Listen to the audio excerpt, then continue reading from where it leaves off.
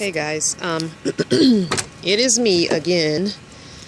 So I told you I was doing a couple of little small rearranging to the van. I put the seat back. That was the biggest major thing. And the reason I put the seat back is because, of course, when you don't have a seat, then you have to end up giving people a ride or have an opportunity to give someone a ride, but you can't offer it because you have no seat for them to sit in.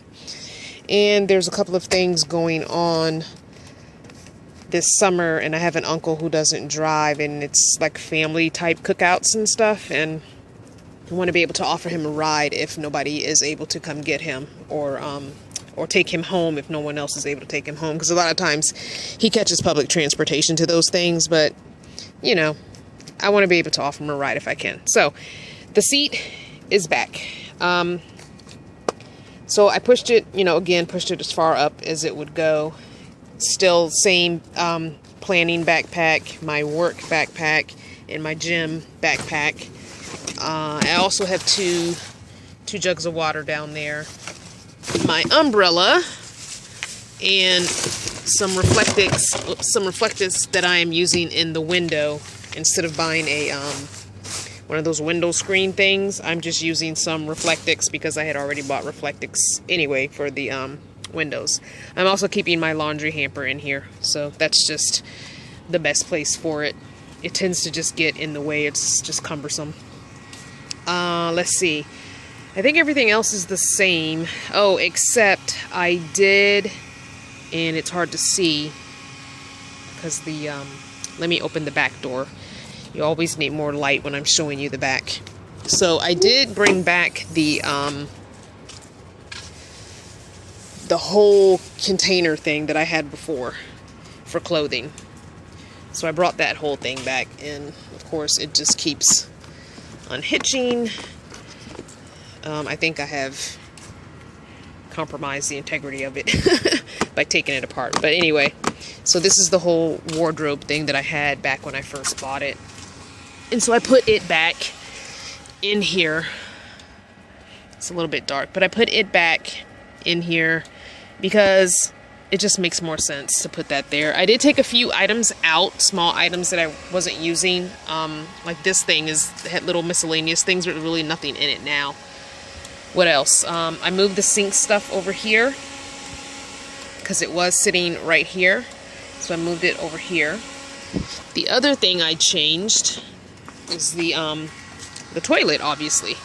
So food stuff is here. The actual food is in this one, and miscellaneous items that you would use for cooking and that kind of stuff is there. My toilet, which is no longer a toilet, it's just a bucket, is here. So I think I'm going to have to just keep it like that. It's just too difficult in this minivan to have it a physically out toilet. So I did take the seat part off, so when I sit, at least I have a little bit of a comfortable edge to sit on. And so I put a regular store bag, like grocery store bag, with a white trash bag and kitty litter in it. And then I would take this, put it there, sit, use it, and then put the lid back on it like that.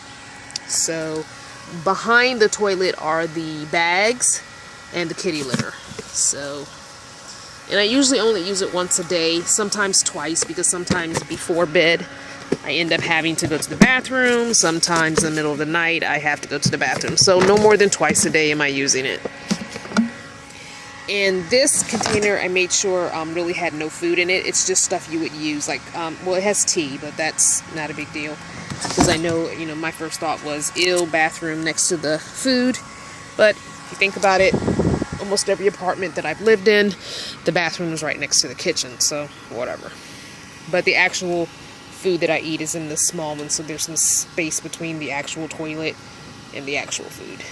So I think that's it. Yeah, I brought the seat back. Oh, let me show you this. I didn't show you this. I thought I had. But I used some Coroplast that plastic coroplast. I don't know if you're familiar with it. It's like corrugated plastic. It's almost like cardboard. And if you look, I don't know how easy you can see, but it's like a white wall behind my driver's seat and a white wall behind the passenger seat. I do still have the thin black curtain behind it because I put all of the light blue ones in the back. But I did bring back the thinner black curtains.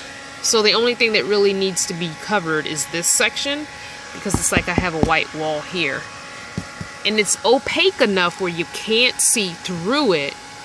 However, you do get some, I want to say, there's some light properties to it. See, like you can see the outline of the window here, or the doorway.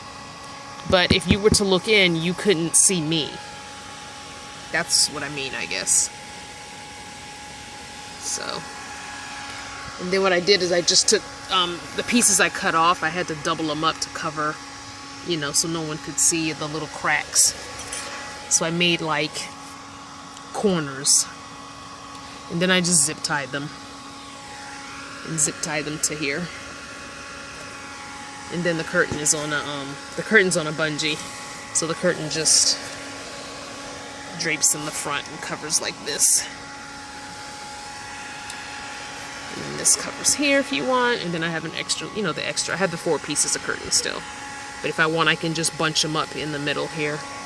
But yeah, so I love this coroplast stuff. I had used it to make a privacy wall in an apartment, small apartment that I was in for my son. And it worked out really well. So it, you know, gave him privacy, because his bedroom was the dining room, which was attached to the kitchen, but the kitchen had 2 entrances. You know how that floor plan is, where you've got, okay, the dining room is here, then it's got a doorway to the kitchen, and then it's got another doorway to the kitchen that, you know, leads to the rest of the house. So I closed off the doorway between the dining room and the kitchen with a slider, piece of this coroplast that he could slide back and forth. So it was like he had his own bedroom, but it was the dining room, and it was completely his bedroom. But yeah, so I have used this stuff before. I love it. I forgot the gentleman's name on YouTube who uses coroplast to make a small bike tent.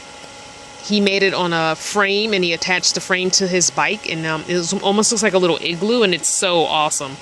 I would love to use more coroplast in a build. I think it's really cool material to build with and to do things with. It bends, it's flexible, but yet very sturdy. It's almost like plastic cardboard. It's very easy to cut. You just need a X-Acto knife or one of those box cutters. Very easy to cut. I even at one point was cutting a piece of it with scissors, so it's very easy to cut. Yeah, so that's what I did. I made like walls. So from the outside, it's just, you know, white. You just see the white behind my chairs, the 2 chairs, which is nice because that helps reflect the sun a little bit, because the black curtains by themselves were just too hot, and then the light blue curtains by themselves, they were letting in too much light. When I parked at different places, the light was just like, oh my gosh, I can't sleep because this light is in my face type light. So, not that I needed pitch black to sleep, but it was just a little much for me, a little more than I could tolerate light-wise. So, let me put this curtain back. Here we go. But back here it's fine because, I don't know, it seems to be okay light-wise for the blue curtains in the back, but in the front it just let too much light in through the windshield, which is why I also got the piece of Reflectix cut. I cut that to put in the windshield as well, so that helps bring the light down as well, so it's not as much light. And oh, for my sink, let me show you that. So the sink stuff I moved over here. So I did go ahead and get a 1 pound, everybody knows what this is, the weed sprayer. Everyone on YouTube in a van pretty much has used this at one point. So I went ahead and got one. I got a 1 pound. I mean, not a 1 pound. a 1 gallon one and not a 2 gallon. I might end up taking this back and getting the 2 gallon. So I still have my plastic trash can thingy that I had gotten at the like Korean dollar store or some, no, I don't know if it was the Korean one or not, but anyway, it's a trash can and it's got a top that snaps on, so you can always use it for something else if I'm not going to use it as this. So I went to Walmart and got this cheapy 3-quart stainless steel mixing bowl. I didn't drill a hole in it, or take it to get a hole drilled in, rather, because I don't have the thing that drills through metal. I didn't do that because I haven't decided if I want to yet. I can fill this up with water. As you see, I pumped it. I can fill this up with water. I put my tubing through some old PVC pipe I had and just, you know, tucked it back here. And then zip tied it here, just because I don't have to worry about that flopping, because it was. So I can just fill this up with water. I don't know if I told you, I think I did, but I'm using the CVS brand soap that's like Dr. Bronner's soap, much cheaper. It was only $10.99. The Dr. Bronner's was like $17.99 for peppermint. I'm hoping to go back and find the lavender or the tea tree in the CVS brand as well, I hope. Maybe in the next day or two.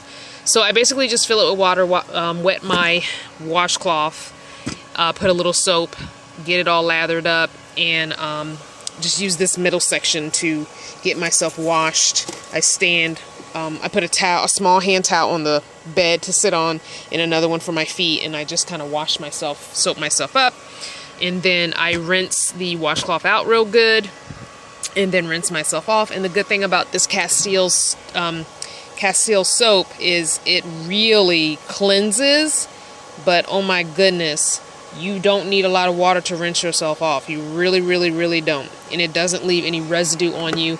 I can use it on my face. I can use it on my hair. I can use it completely all over my body, head to toe. So it's really good.